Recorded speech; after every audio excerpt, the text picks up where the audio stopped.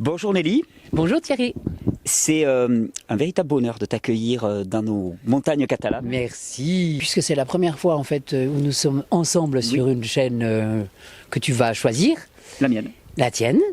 Et c'est de dire mon admiration pour le parcours que tu as fait. Merci.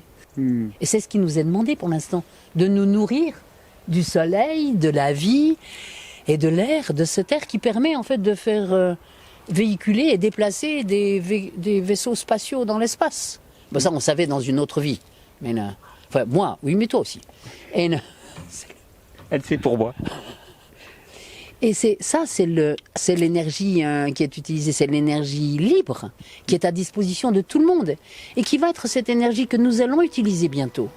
Et c'est aussi le moyen de se nourrir. Il y a aussi des gens qui vivent uniquement sans aucune nourriture, simplement de l'air, du temps. Ben, les yogis dans le temps, les praniques maintenant, et cette respiration qui est notre souffle de vie. Il n'y a rien d'autre, c'est la première chose. Et c'est la raison pour laquelle je pense que je suis attirée, j'ai été attirée quand j'avais 14 ans par les huiles essentielles. Parce que c'était le principe de vie. Oui, c'est de l'air chargé de molécules. C'est de l'air chargé de d'informations. molécules, d'informations qui nous apportent la vie. Tiens, tout comme je vois un monsieur qui est en train de nous regarder là, sur la branche de l'arbre là, comme ça.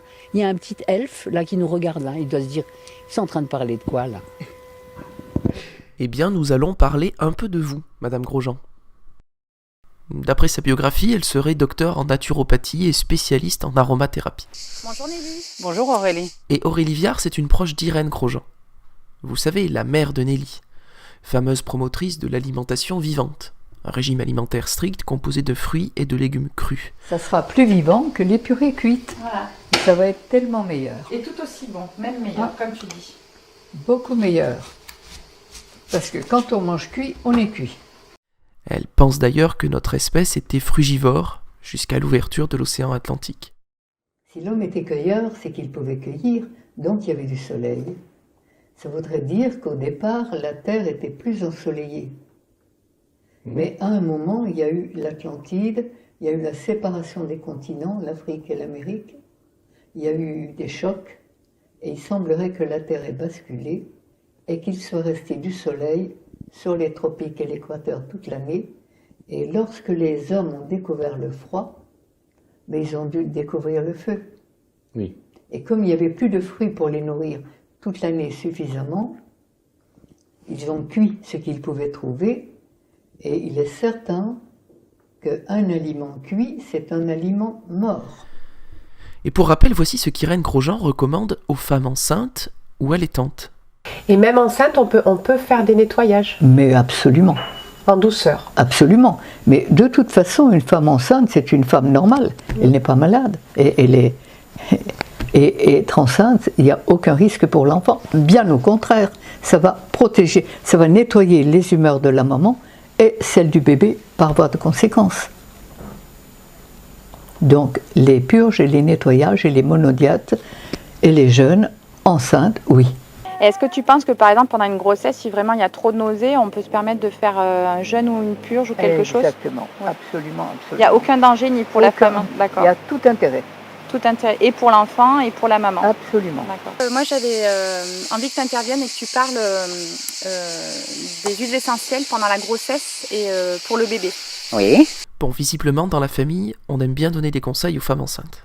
Il faut dire que beaucoup de futurs parents, à la recherche de ce qu'ils pensent être le meilleur pour leur bébé, se tournent vers le naturel et les méthodes alternatives. C'est parfaitement compréhensible. Avant de découvrir les recommandations de Nelly Grosjean, commençons par quelques rappels sur les huiles essentielles. Contrairement à ce qu'on peut lire ça et là, les huiles essentielles ont bel et bien des effets, car elles contiennent des composés chimiques très puissants, comme les cétones, les esters, les terpènes, ou encore les aldéhydes. Des molécules qui ne sont pas sans effet indésirable. Citons par exemple l'hépatotoxicité, un effet hormonal, la neurotoxicité ou encore la photosensibilité.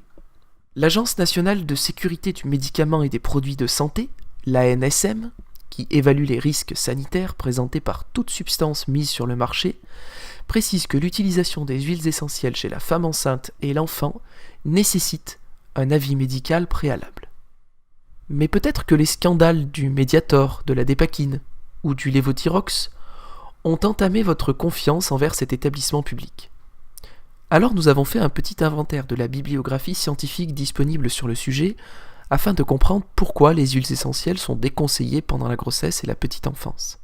Les publications que nous avons trouvées, qui sont toutes en description, émanent de praticiens et de chercheurs favorables à l'aromathérapie, détaillant un grand nombre d'usages possibles. Ce ne sont pas du tout des anti-huiles essentielles qui ont écrit tout ça, bien au contraire. Penchons-nous par exemple sur la thèse de David Cohen, docteur en pharmacie.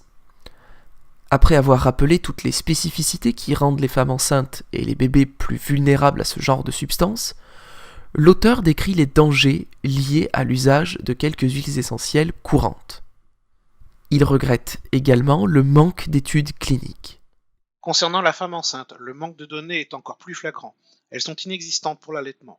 Les données scientifiques actuelles ne sont pas encourageantes. Les constituants reconnus toxiques passent certainement tous facilement le placenta. Dans ce contexte, il est impossible aux pharmaciens de conseiller sans danger un traitement à base d'huile essentielle à une femme enceinte. La plus grande prudence est nécessaire. D'après les données à disposition, toxicité connue et potentielle, absence de données chez la femme enceinte et chez l'animal gravide, l'utilisation de toute huile essentielle chez la femme enceinte doit être fortement déconseillée. Autre thèse, celle du docteur en pharmacie Faustine Socazo. Elle est aussi visiblement favorable à l'aromathérapie. Elle écrit pourtant: pas d'utilisation chez la femme enceinte ou allaitante. Pas d'utilisation chez l'enfant de moins de 7 ans. Bon, voilà. Au vu de la toxicité avérée des huiles essentielles sur l'animal, des données partielles mais concordantes chez l'humain, et du manque d'études ciblées sur le fœtus ou le nourrisson, le principe de précaution doit nous pousser à déconseiller leur usage pour les femmes enceintes et les enfants, comme on doit le faire pour tout médicament dont la sûreté n'est pas encore attestée. Et c'est là que débarque Nelly Grosjean. Alors écoutons-la un peu.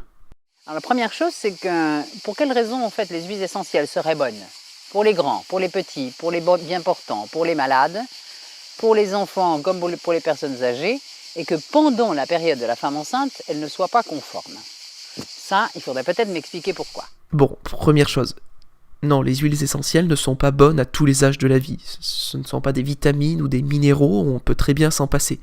Elles n'ont rien d'essentiel, contrairement à ce que leur nom laisse entendre. Donc déjà, elles partent d'un postulat faux pour justifier leur emploi pendant la grossesse.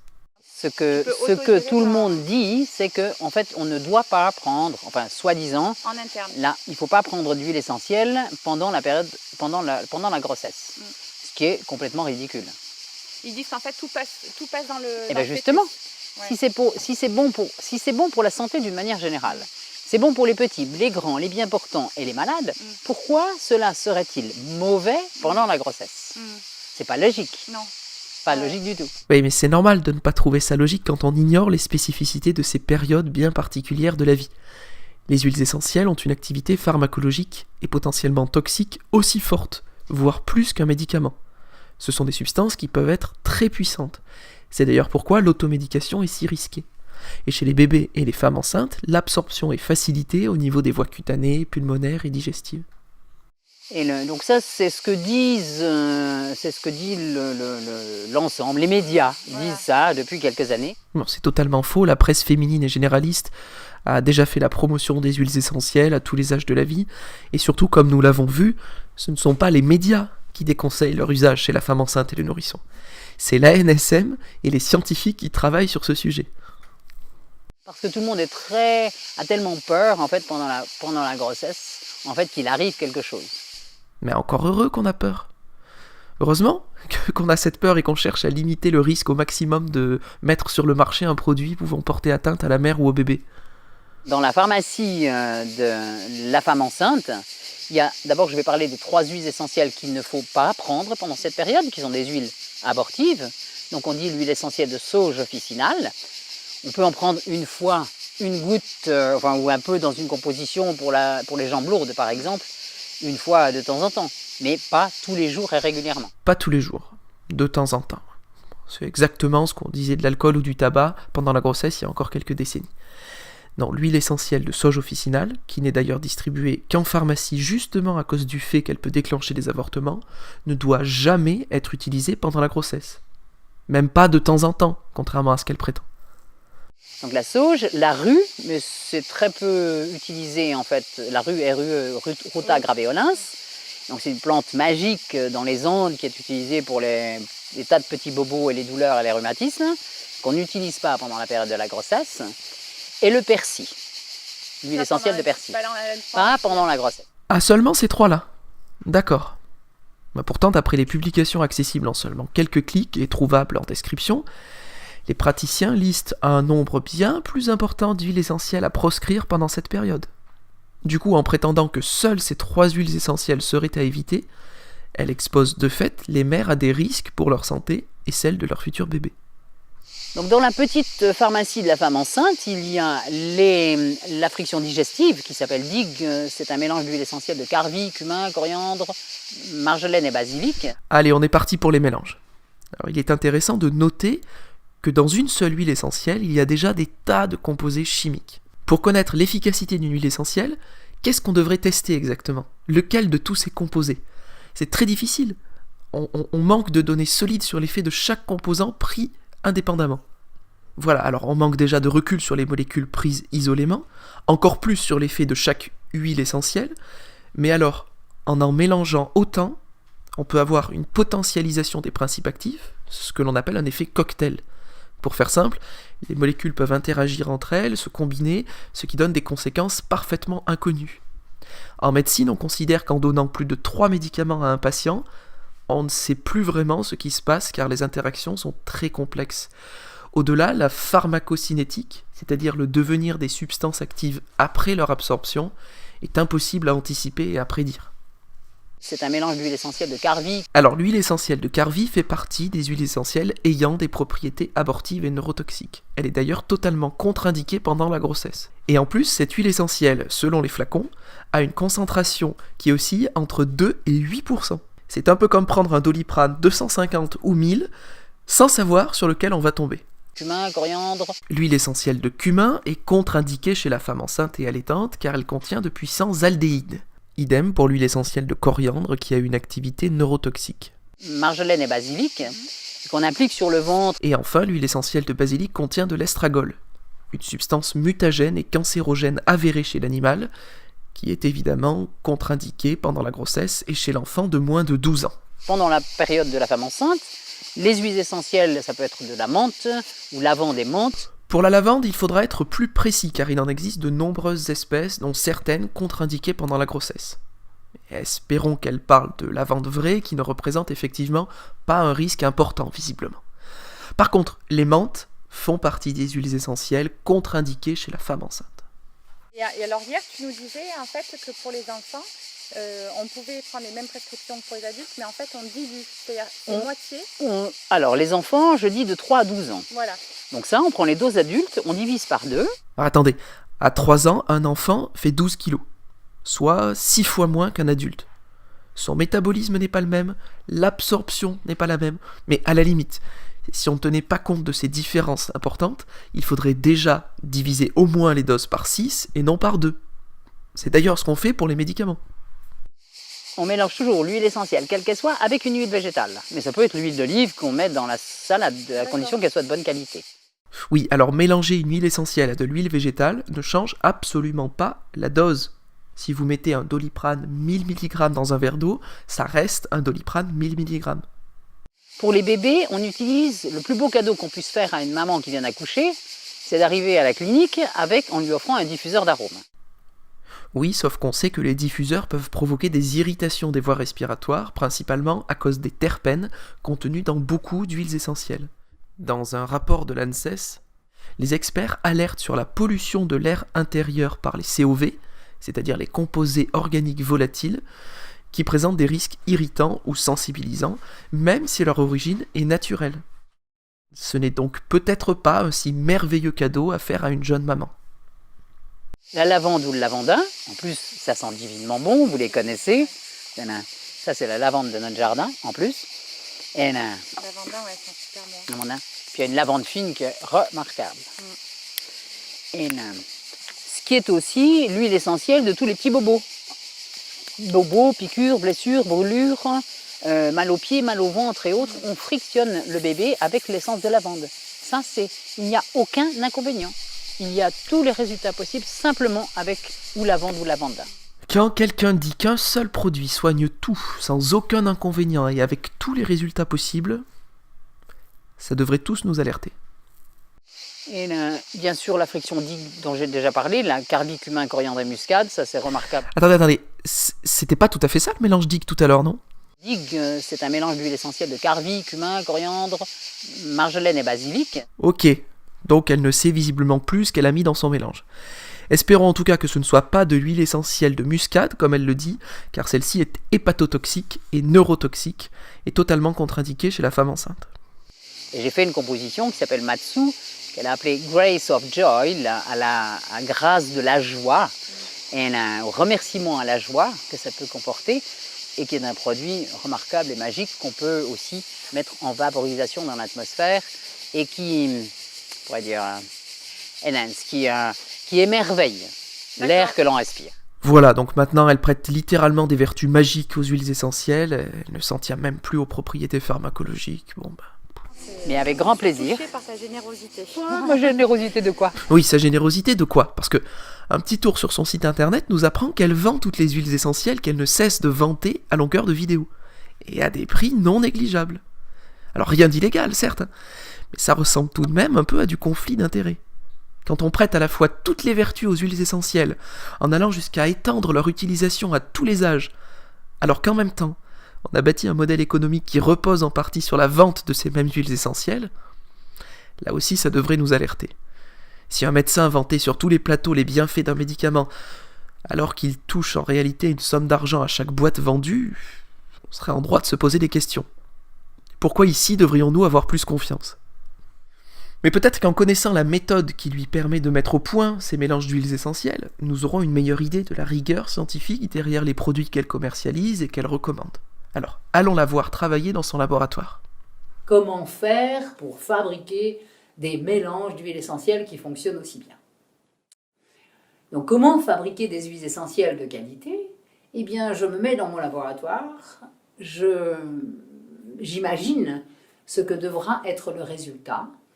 Et puis en utilisant des quartz, des prières, des formulations quantiques, des codes quantiques également, j'ai toujours fabriqué des huiles essentielles qui fonctionnent particulièrement bien et que jusqu'alors personne n'a pu imiter. Bon. Si demain votre pharmacien vous dit avoir mis au point votre médicament de cette manière, avec des prières et des formulations quantiques, il y a fort à parier que vous partirez en courant.